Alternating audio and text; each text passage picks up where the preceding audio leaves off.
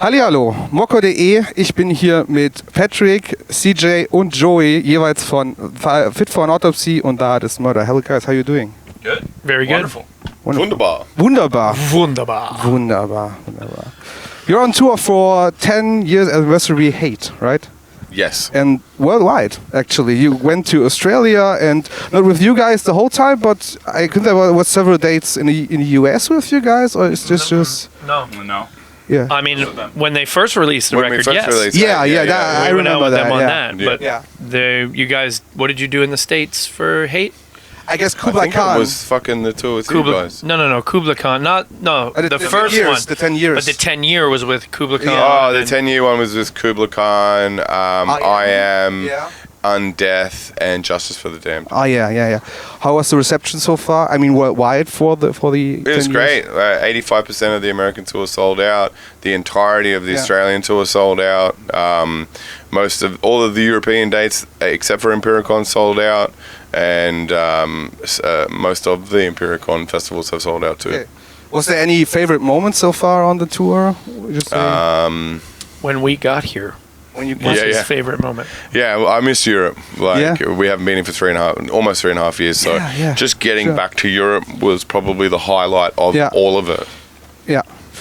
I mean, it's 10 years, which is a lot of time since the album released. You're all veterans of the touring industry. Did you see any notable changes since then to now, when you got on tour in Europe? No, I think we just took off where we left off, kind of thing. You know, the band was doing really well before COVID. Our last European tour, which was Fit, was on as well. Most of the dates on that tour sold out as well, and they were massive venues. So I think like no one forgot about us. I think we would have done the sold out venues regardless if there was no COVID or anything. But in saying that, because we haven't been here in 3 years, I think people missed us like we missed Europe. All right. So, CJ, I know I'm asking you a lot of questions now. We get to you guys, no worries. Listen, we're all friends. I know you are a big fan of designer fashion. And especially Gucci. Mm-hmm. Gucci. So there was one story, I didn't follow up with it, the Gucci font. Yeah. How is it going? Or is it already... No, it finished. It was just... honestly, it was meant to be for one show. Oh, all right. Oh, I didn't know. Oh, okay. It was a joke. And then we did it for one show and it went bananas. And then people on Instagram, social media was like, we want to do Gucci font. And then it went from having a t-shirt, a stage shirt that was Gucci to like... the jacket, the shirt, it went crazy. So we just did it on the American tour. It went really, really well. I think I raised like $2,700. Sheesh. And then I spent $6,500 at Gucci. That's okay. So I did spend more of my own money. I think there's some haters out there that think like we were begging for money. There was points where I wasn't even asking for money. Yeah. People were just throwing it at me when I was walking past the venue. Get that Gucci. Yeah, so I took it and I sold a pair of my stage Yeezys as well. Oh yeah, I saw that, yeah. So then, I think it was close to 3,000 American that I had, and then I added another 3,000, 3 and a bit thousand. So is there a piece of clothing, if someone wants to start into designer fashion, maybe even Gucci, is there a piece of fashion you would recommend to start with? Starting with something that you like.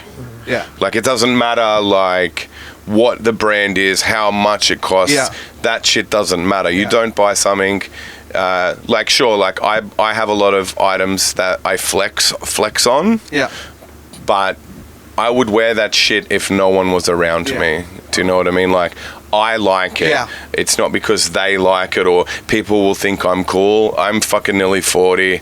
I did the wanna be cool through my teenage years. Even up until when I was 30, all I wanted to do was be like these cool other bands and, have the cool shoes. And I went through that phase probably a little longer than most people because I just wanted to be the cool guy. Now I don't care. Yeah. Like, I don't care if people think I'm cool, but I don't even buy that much high-end shit anymore. I've got 2 kids, 2 mortgages on a business and a house, so I've got other things I've got to spend money on.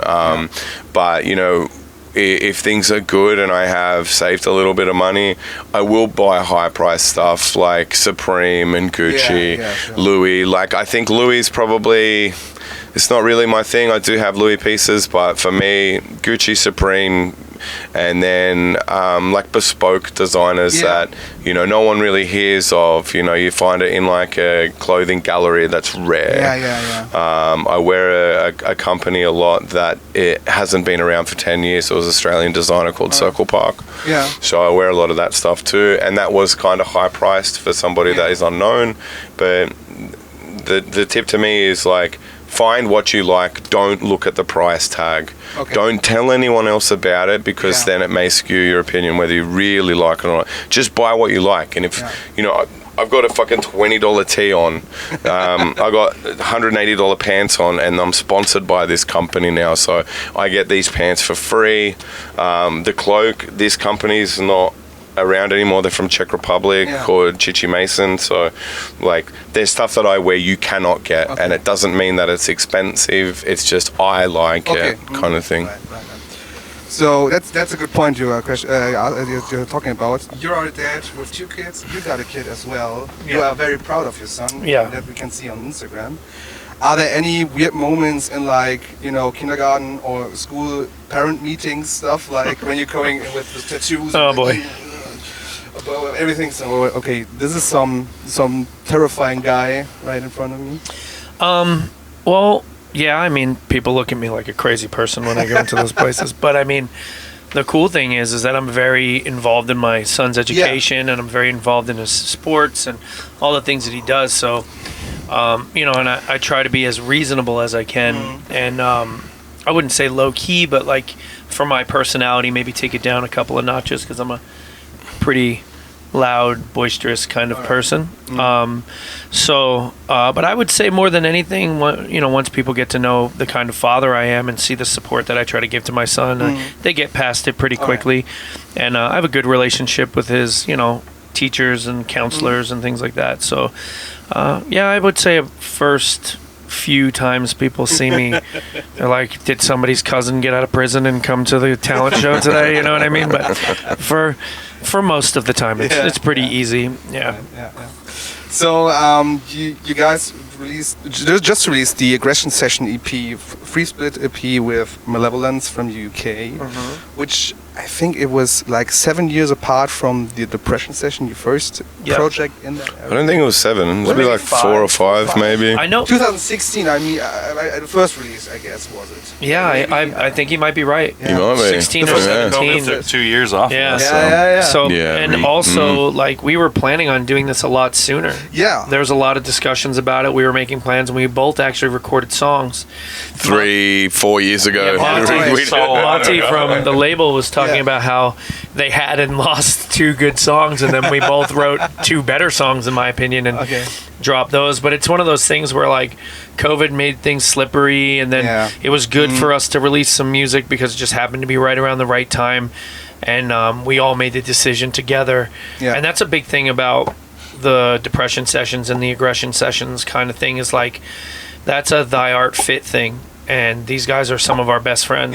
And like, to work together and create like a family atmosphere through music and bring other bands in and give them the opportunity to work within that, it's something that really worked out well. So it did take a really long time, but it is an important thing to both bands.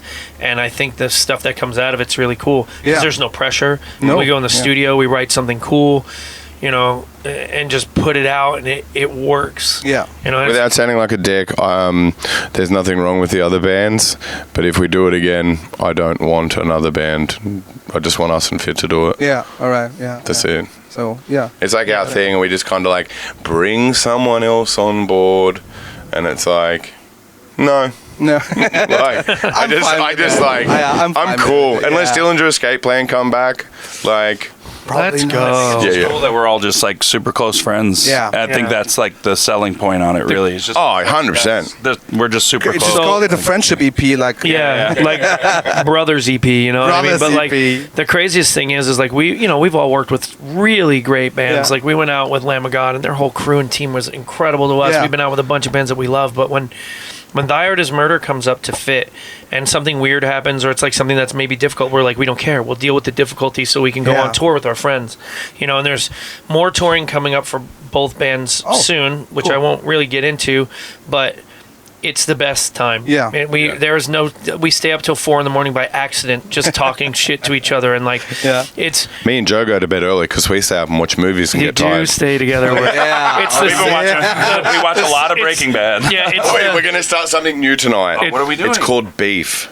I heard about that. I heard about that. Isn't it about road rage? Yeah. Fucking. So it starts and it goes into some crazy boys thing. and stick to your guns are like, dude, it's fucking awesome. I'm like, yes, we got something new to watch. You know, it's the singers union. They sneak upstairs to watch the TV while we're all loading out. You know, yeah, fucking man. Oh yeah, give me a beer. Yo, charcuterie board. Yeah, wine. Fucking no. We're up there going, those guys are crazy. You're too loud. It's very quiet. The lights are off. We're sitting there in our blankets. And all of a sudden, it smells terrible because Marshy bought a bunch of cheese with mushrooms in it. And it does not smell terrible where we are because I've got Tom Ford fucking perfume. Just we're good. We're good. In the cheese now. Yeah. So, I know you said already that the next one will be just Fifth on Autopsy. And I'm not saying that. All right.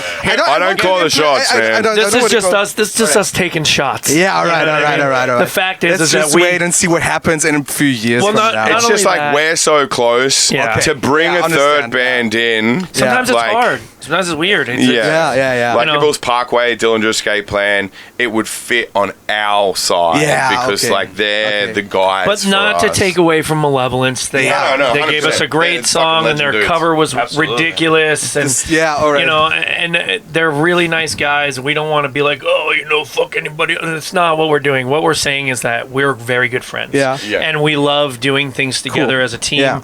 And that's rare in this industry, that you get groups of people that want to see those people around them level up. Like no one, out of every band that we've ever toured with, these guys have always been the use our crew, take this, do that, like let's bring you up, like, and it's really it's refreshing, you know, to be involved with a group of people that actually care about your career and their own career at the same time. And I think a lot of people would get a different vibe and have better careers, better times on tour if they just stopped worrying about things that don't matter and be friends. Yeah. You know what I mean? Yeah.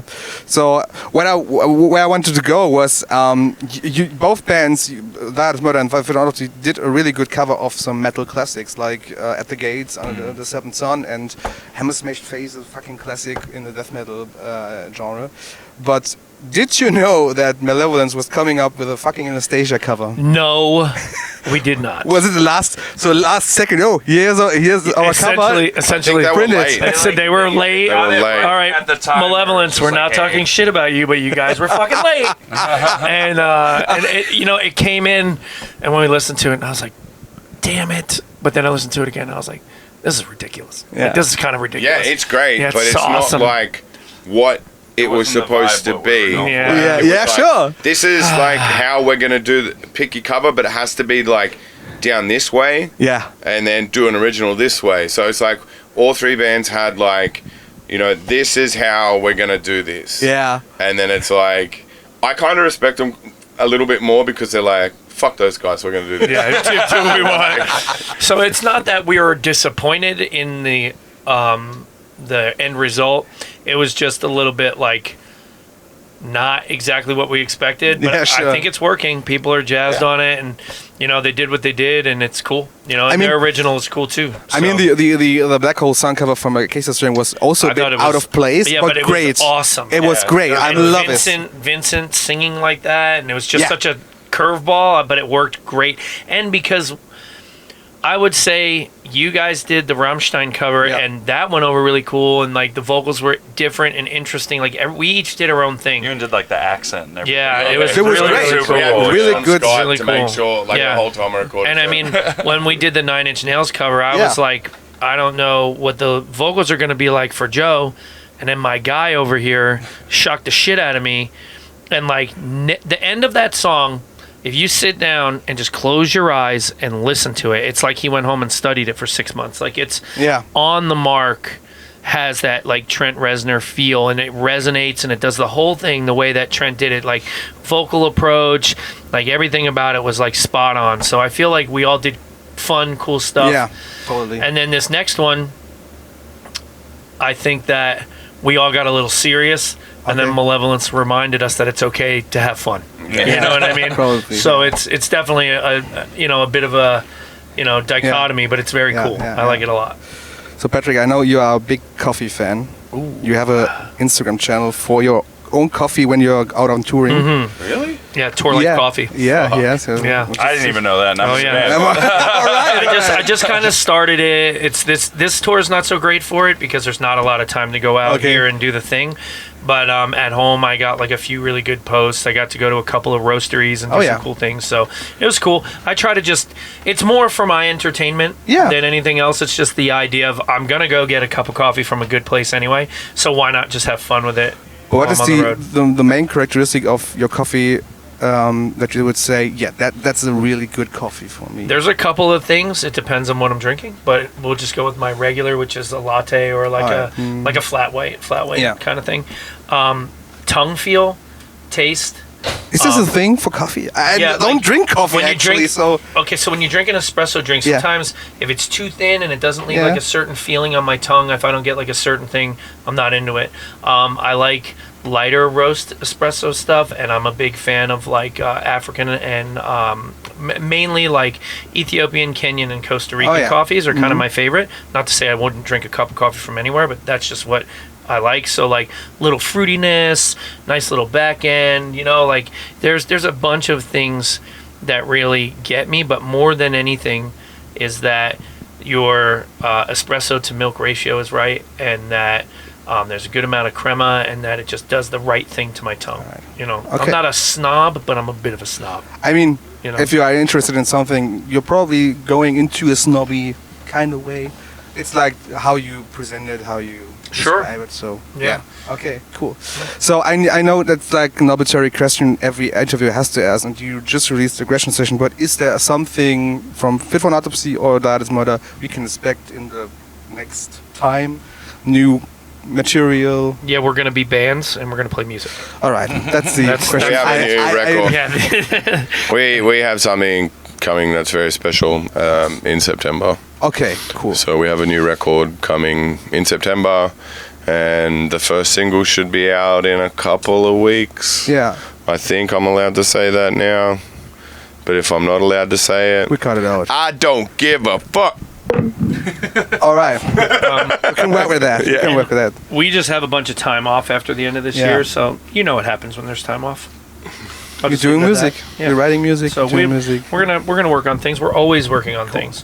We like to put a lot of music out fast. All right. So there's always stuff in the works. Okay. Maybe I have another question for Joe. You guys said you are a big fan of gaming. You have a Twitch channel, right? Oh yeah, I'm twitch.tv/Joe Bad. What was your favorite game in the... No, last year. Last year, Valorant. Valorant. Yeah. Easy? Call of Duty sucks, but Valorant's pretty sick. I expected like something like Elden Ring or something like that. I mean, I played the shit out of Elden Ring. In the first week, I was a 4-time Elden Lord. I don't know if you know what that means, but I beat the game 4 times in the first week. In a week. On 4 different characters. He never sleeps. I had 200 hours. No, I understand that. I'm the gamer myself. I had 200 hours in like the first week or something. 200 hours in the first day. I am with you on that. The man doesn't sleep. And Valorant is a great game. Valorant's a great game. You have to be really smart and really team-oriented. I suck ass at Valorant. It's like silver rank. I'm good at Mario The highest I got was I Diamond. play Frogger. Oh, that's it. Yeah, Pitfall. Yeah, I know where you're going, but I asked you already about the coffee and CJ about the. No, I'm just saying. The designer clothes. I'm happy not to talk. All right, last question. This is something we always ask the bands. Is there any metal? It don't have to be metal band, but an artist you would recommend to our viewers? One would for everyone. One for you. One for I'm going 2, and they're not metal. Carpenter Brute. Oh yeah. And Perturbator. Yeah. That's great, it. Awesome. I see Carpenter Brute this year on the festival. Yeah, they're touring here when we come back at the end of the year. Yeah. Together. I love it. They're amazing. Great music. I